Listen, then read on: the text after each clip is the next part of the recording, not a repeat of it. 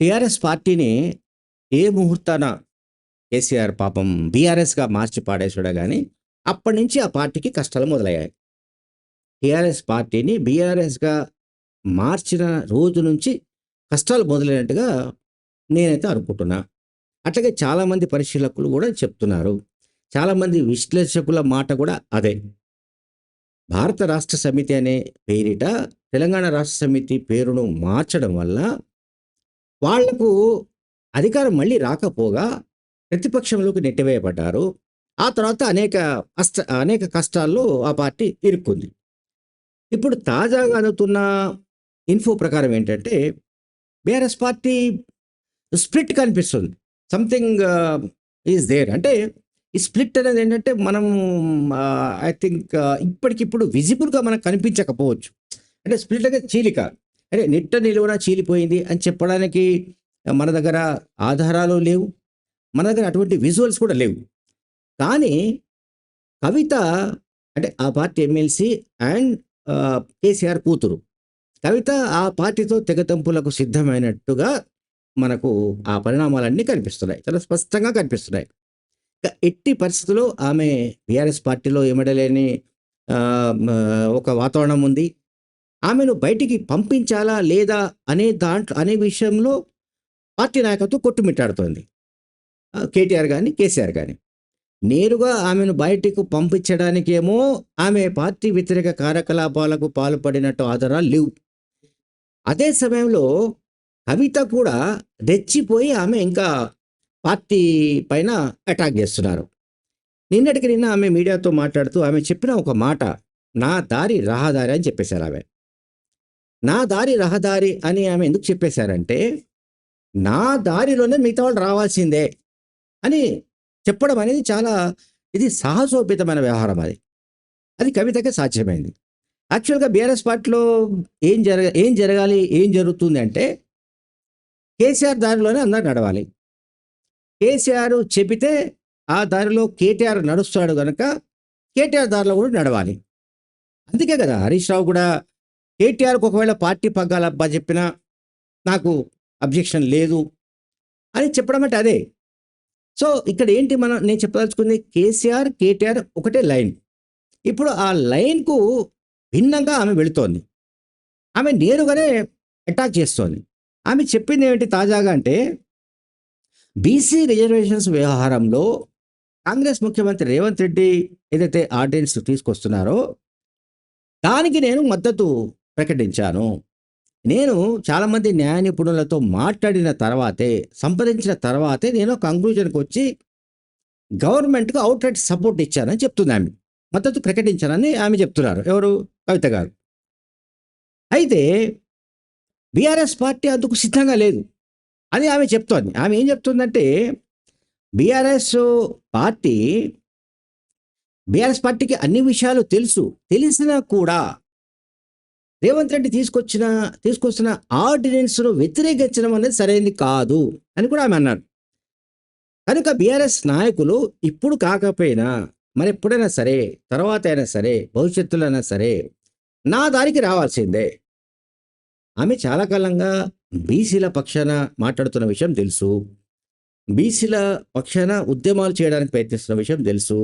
బీసీల పక్షాన round table సమావేశాలు కావచ్చు, మరొకటి కావచ్చు అండ్ యునైటెడ్ పూలే ఫ్రంట్ లాంటి సంస్థను ఏర్పాటు చేయడం కావచ్చు. ఇవన్నీ కూడా ఆమె ప్రో బీసీ స్టాండ్ తీసుకొని ఆమె చేస్తున్నారు.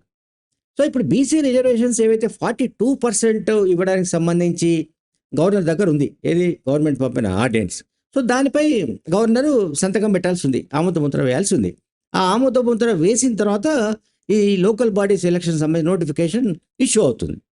సో, మీన్‌వైల్ ఇప్పుడేంటంటే కవిత గారు మాట్లాడుతున్న విషయాలన్నీ కూడా బీఆర్ఎస్ పార్టీతో డైరెక్ట్‌గా ఢీకొనే విధంగా ఉన్నాయి. బీఆర్ఎస్ పార్టీకి నాయకత్వానికి తెలుసు. ఆమె నేరుగా ఢీకొంటుంది. ఆమె ఎక్కడ శషబిష లేకుండా ఢీకొంటుంది ఆమె. తర్వాత తీర్మాన్ మల్లన్న ఏవైతే అనుచితమైన వ్యాఖ్యలు చేశాడో, ఎమ్మెల్సీ తీర్మాన్ మల్లన్న తన పైన అనుచితమైన వ్యాఖ్యలు చేస్తే, కించపరిస్తే పార్టీ ఎందుకు స్పందించలేదని ఆమె ప్రశ్నిస్తున్నారు. కవిత పాయింట్ ఆఫ్ వ్యూ నిజమే. కవిత ఆవేదన నిజమే. కవిత ఏమంటే కవిత ఆగ్రహము ధర్మాగ్రహమే నిజానికి. ఒక పార్టీ ఎమ్మెల్సీగా ఉన్నప్పుడు ఆ ఎమ్మెల్సీ పైన ఎమ్మెల్సీ అనుచరుల పైన అవతలి వ్యక్తి సంబంధించిన గన్‌మెన్‌లు కాల్పులు జరపడం గానీ, ఆ సంఘటనకు ముందు నేపథ్యం ఏంటి? కవిత పైన అతను అనుచిత వ్యాఖ్యలు చేశాడు. అవి అనుచితమా? లేదా అది సందర్భోచితంగా చేశాడా? లేకపోతే అతను కావాలని ఉద్దేశపూర్వకంగానే కించపరచడం చేశాడా? అనేది వేరే చర్చ. బట్ తీర్మాన్ మల్లన ఎప్పుడైతే కవిత పైన మీతో కంచం పొత్తుందా, మంచం పొత్తుందా అని మాట్లాడినప్పుడు, దానిపైన కవితకు సంబంధించి జాగృతి మనుషులు వెళ్లి ఆఫీస్‌పై దాడి చేసినప్పుడు, కాల్పులు జరిపిన తర్వాత, ఈ ఇన్సిడెంట్స్ అన్నీ జరిగిన తర్వాత, కనీసం కవితను పరామర్శించిన వాళ్ళు లేరు బీఆర్ఎస్ పార్టీలో. చూడండి, బీఆర్ఎస్ పార్టీ నాయకులు ఎవరు కూడా ఆమెను పరామర్శించిన దాఖలాలు లేవు. ఆమెకు ఫోన్ చేసి మాట్లాడిన దాఖలాలు లేవు. పైగా మీడియాలో కూడా ఎక్స్‌లో గానీ, అంటే ట్విట్టర్‌లో గానీ, లేకపోతే బయట గానీ, మీడియాలో ఎక్కడ కూడా పార్టీ పరంగా స్పందన లేదు. ఆమె పైన ఇతను తీర్మానం మల్లన చేసిన వ్యాఖ్యలను ఖండించింది ఎవరైనా అంటే మధుసూదనాచారి.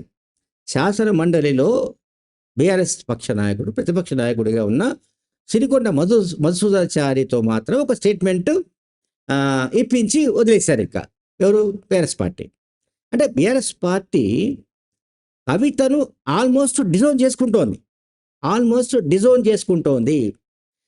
కవిత కూడా పార్టీని డిజోన్ చేసుకుంటోంది. చూడండి, 2 జరుగుతున్నాయి సైమల్టేనియస్‌గా.